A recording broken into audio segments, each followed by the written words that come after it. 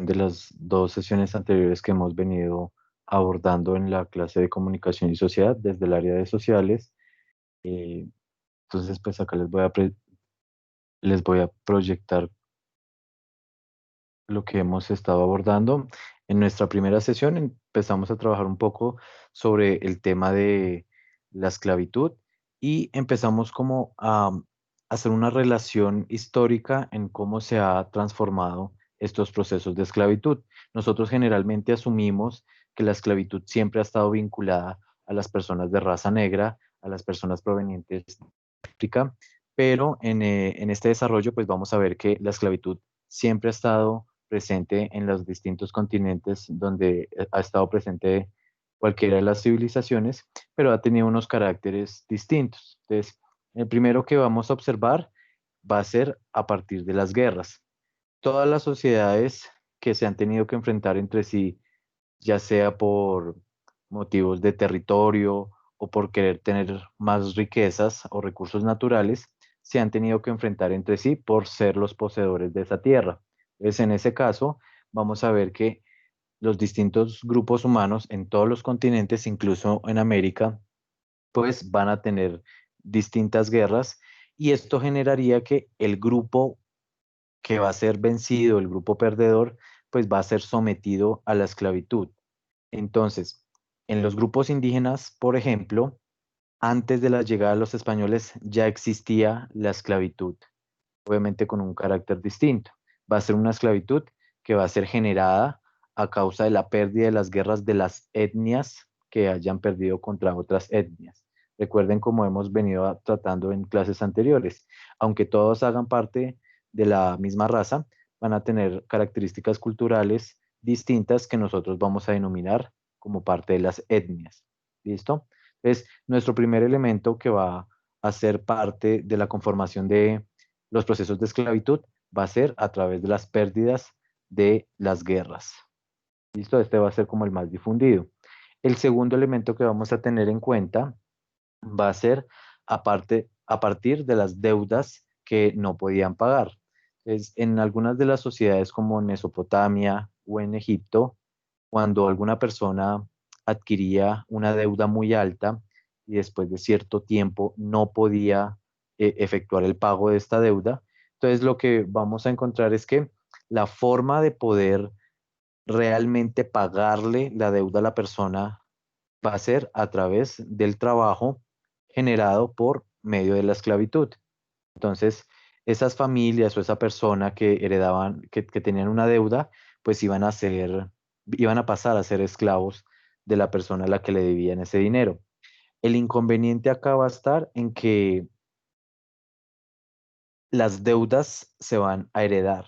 O sea, si una persona llegaba a morir por alguna enfermedad o ya eh, por su edad, pues esta persona, no, digamos que no libraba o no terminaba su deuda, pues sus hijos tenían que continuar haciendo paga esta deuda y lo iban a pagar a través de, pues, de este mismo mecanismo que vendría a ser la esclavitud. Entonces, en este caso, la esclavitud se va a heredar en las familias es a causa de la deuda que alguno de sus ancestros haya tenido. El problema de este sistema de esclavitud a partir de las deudas es que como los esclavos todo el tiempo tendrían que estar sometidos pues a ese amo y no podían estar, digamos que teniendo otros trabajos exteriores, pues ese amo sería la misma persona encargada de brindarles los alimentos, la vivienda y el vestuario, y todo eso se seguía sumando a la deuda. Entonces, eso era una deuda que pues era interminable porque estaba la deuda original que adquirió alguno de los familiares, pero a través del tiempo pues seguían acumulando y acumulando deuda porque pues esa persona la estaba alimentando y ellos tenían que hacerle pago de ese alimento, del vestuario, de la vivienda. Entonces, esas deudas eran casi que imposibles de pagar y era muy difícil que una persona que entrara en ese sistema de esclavitud desde esta modalidad de deudas, pues pudiera salir de ella. Entonces, en este caso, estos dos modelos que vamos a ver acá van a ser los más difundidos en las sociedades antiguas, a partir de las guerras y a partir de las deudas. El siguiente que vamos a ver es en el que nos vamos a enfocar, que va a ser el que va a ser más conocido en nuestro proceso de colonización acá en América, y va a ser a partir de las divisiones de raza o de la comercialización de esclavos. ¿Cómo se van a empezar a comercializar estos esclavos? En África, la raza negra predominante, como recordamos que hay división de etnias, pues van a haber etnias de raza negra con mucho poder económico, que van a tener mucho poder militar, las cuales van a someter, van a derrotar a otras etnias más débiles, también pertenecientes a la raza negra, claro. Y esos grupos étnicos más débiles serán sometidos a la esclavitud, pero al momento de que los españoles, los portugueses y los ingleses empezaron a encontrar territorios y empezaron a necesitar de mano de obra, pues van a ir a África a negociar con esas etnias negras fuertes los esclavos de otras etnias para traerlos aquí a América. Entonces, en ese caso, vamos a encontrar que los mismos africanos fueron quienes vendieron a los españoles estos grupos de esclavos. Entonces, en ese caso, los españoles, los portugueses y los ingleses irían a África y empezarían a traer los esclavos al continente americano. Recuerden que van a traer los esclavos al continente americano porque acá los indígenas, aunque intentaron someterlos a la esclavitud, pues muchos de ellos estaban muriendo rápidamente por las enfermedades, por el trabajo forzoso, por las guerras. Entonces, eh, digamos que no era un buen negocio seguir esclavizando a estos indígenas, y ellos tenían que asegurarse de explotar los recursos que existían acá en América, de explotar el oro, la plata, el azúcar, entre muchos otros. Entonces, esta forma de división a partir de la raza, pues va a ser la más fuerte desde el momento de la colonización hacia adelante. Entonces, vamos a ver que acá encontramos tres procesos distintos en los que se genera la esclavitud. ¿Por qué lo hacemos énfasis en la raza? Porque los españoles empezaron a construir un sistema en el que el destino de una persona y el futuro de una persona y de las siguientes generaciones estaría determinado por la raza. Y ellos, al ser blancos, considerarían que van a tener ciertos elementos de superioridad, van a tener algunos derechos, y las otras razas que no tuvieran las mismas características que ellos, pues no iban a compartir esos derechos. Entonces, aquí les planteo una pirámide en el que se hace la construcción de la escala social de los grupos en la América colonial. Entonces, en esta escala social vamos a ver quiénes van a ser parte de lo más arriba, de lo más alto, quienes tienen derechos, quienes tienen privilegios y pueden gobernar, hasta encontrarnos con los grupos más bajos que para ellos pues no merecían tener la misma garantía de derechos. Entonces, les voy a hacer la proyección de un pequeño video para que podamos abordar esta temática.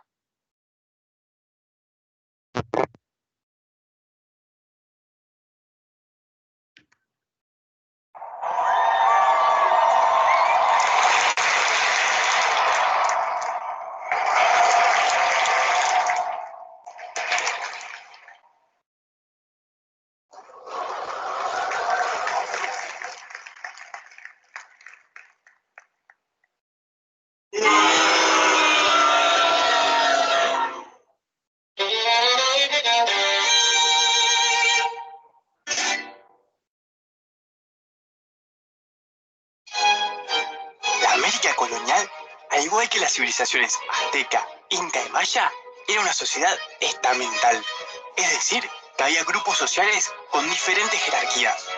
El origen de cada persona determinaba cómo uno era visto por los demás y los derechos que tenía.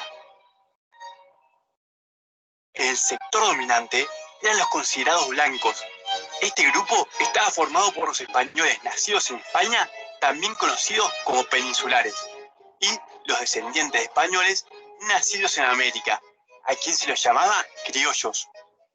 Los pertenecientes a este grupo eran los únicos que podían acceder a cargos políticos, es decir, que eran los que tomaban las decisiones y establecían las normas. También eran los que poseían las riquezas, ya que manejaban el comercio y la minería. Con el tiempo empezaron a acumular tierras, lo que les permitió desarrollar la agricultura y la ganadería. Aunque los criollos pertenecían a este grupo, no podían ocupar los cargos políticos más importantes, lo que generaba que haya una tensión entre ambos grupos. Los indígenas estaban por debajo de los españoles desde un punto de vista legal en la escala social. Sin embargo, existía una división entre los indígenas de los sectores dirigentes, como los caciques y los curacas, y el resto del pueblo. La mayor parte de la población indígena estaba sometida a distintas formas de explotación laboral. Al principio fueron utilizados como sirvientes, mineros y agricultores. Luego se implementó un sistema llamado encomienda, en el que los indígenas eran encomendados a un español y tenían que realizar todas las tareas que él les encomendaba. A cambio, el encomendero, es decir, el español, se comprometía a convertir a los indígenas al catolicismo. En los Andes surgió una forma de explotación particular denominada mita. ¿Te suena? La mita implicaba que grandes grupos aborígenes tuvieran que dejar su pueblo para ir a trabajar en diferentes actividades, en particular la minería. Muchas de las actividades eran muy duras y malas para la salud. Los europeos estaban en la búsqueda de mano de obra que pudiese trabajar en las plantaciones y la minería, ya que luego de su llegada al continente americano, la población de nativos había disminuido drásticamente. Es así que empezaron a comprar esclavos en África y llevarlos para América. Alrededor de 10 millones de africanos fueron despojados de su hogar y llevados al continente americano. La mayoría iba hacia el Caribe y Brasil, donde había grandes plantaciones de caña de azúcar y cacao en las que los hacían trabajar. El esclavo era considerado propiedad del amo, quien podía hacer con él lo que quisiera, ya que no tenían derechos. Eran obligados a trabajar muchas horas por día sin descanso, en condiciones muy duras. Es por eso que tenían una expectativa de vida muy corta, es decir, que morían muy jóvenes. Para huir de estas situaciones, algunos esclavos se escapaban de sus amos y se convertían en fugitivos, o bien ahorraban durante mucho tiempo para poder comprar su libertad. Cuando estos grupos, los blancos, indígenas y africanos, comenzaron a entrecruzarse, surgieron otros nuevos. Los nacidos de la mezcla entre estos grupos recibían distintos nombres. A una persona nacida del mestizaje entre un afrodescendiente y un indígena se lo conocía como sambo. Al hijo de un indígena y una blanca se lo llamaba mestizo. Y al hijo de un afrodescendiente y un blanco se lo llamaba mulato. Se usaron una inmensa variedad de nombres para nombrar a los hijos de las diferentes combinaciones posibles. Muchos de ellos pocos amistosos. Como los españoles y criollos eran considerados la clase dominante, quienes tenían más ascendentes blancos en su familia tenían una mayor posibilidad de acceder a una buena posición social.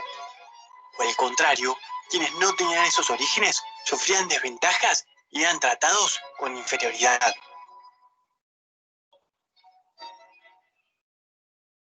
En las civilizaciones originarias no existían grandes diferencias en los roles y tareas que desempeñaban las mujeres y los hombres. Cuando los españoles llegaron a América, esto cambió. La mujer quedó subordinada al hombre, ya que había perdido varios derechos, como por ejemplo, ser dueña de su casa. Una de las principales actividades de las mujeres nativas era la textil, y en muchos casos eran explotadas por la gran demanda que existían de estos productos. Las mujeres españolas y criollas se ocuparon de cuidar el hogar y la vida doméstica. Por suerte, nuestra sociedad en América cambió mucho desde aquella época, y hoy en día todos tenemos los mismos derechos sin importar nuestro origen o nuestro género.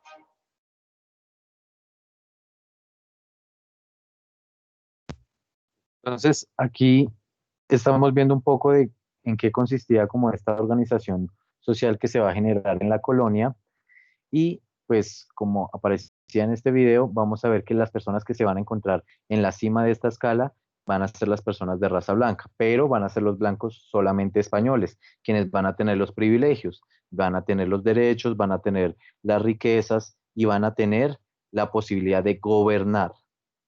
Debajo de ellos vamos a encontrar a los criollos. Los criollos son los hijos de los españoles, pero que no pudieron nacer en España, sino que nacieron acá en América.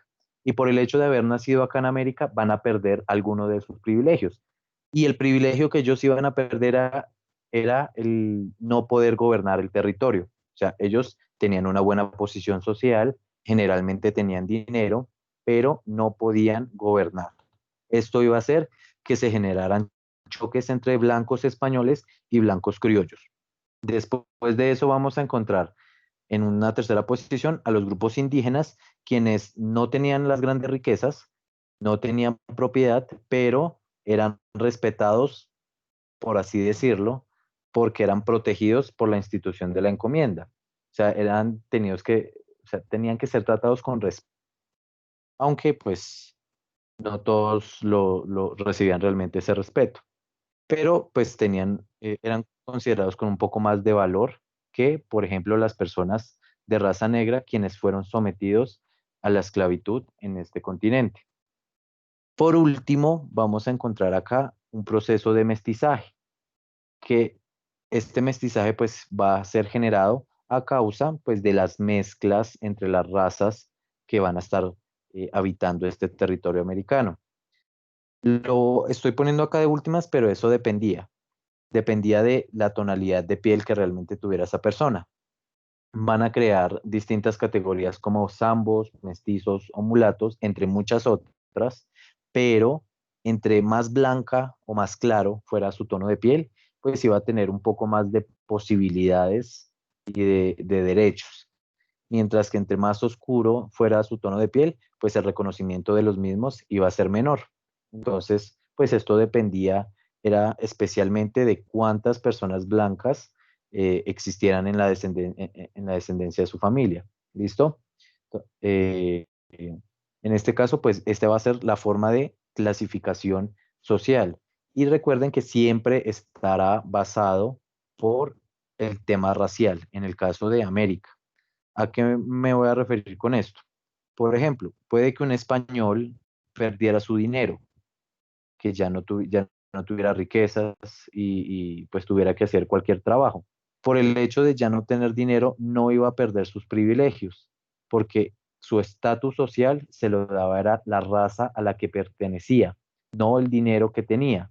Lo mismo puede pasar acá con una persona indígena o con una persona de raza negra. Puede que trabajaran bastante, que tuvieran mucho esfuerzo, que intentaran hacer mejores cosas, pero ellos con todo el trabajo que realizaran nunca iban a poder subir en esa escala social, porque ya estaba marcado el destino.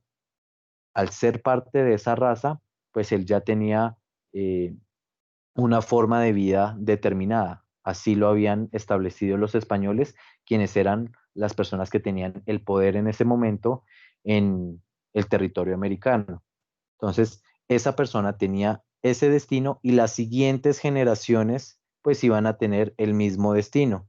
Entonces era algo que pues estaba establecido y que era muy difícil poder